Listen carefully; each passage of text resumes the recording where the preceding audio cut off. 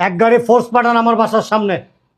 কিছু লেডি মাস্তান আসছে, কি যেন নাম বললো, দিদি ভাই, হ্যাঁ, সাথে আছে দাদা ভাই, হ্যাঁ, আরেকজন হলো কি কোবা সুমন, কোবা সুমন, বারবার দরজা লারসকে, কোবা সুমন, হ্যাঁ, ওনাকে খালি, হ্যাঁ হ্যাঁ হ্যাঁ কোবা সুমন, হ্যাঁ, ও লম্বা।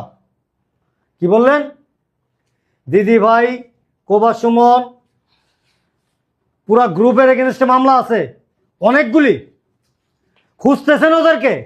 যাক, আমি একটা উপকার আপনাদের করে দিলাম, অন্তত নিজেকে একটু প্লিজ ভাবতে পারবো যে না, আমি আইনের প্রতি একটু শ্রদ্ধা রেখে আইনের জন্য কিছু একটা করতে পারছি। হ্যাঁ, একটু ইমিডিয়েটলি পাঠিয়ে দেন এখন। ওকে, ওয়ালাইকুম আসসালাম। বসে এখানে।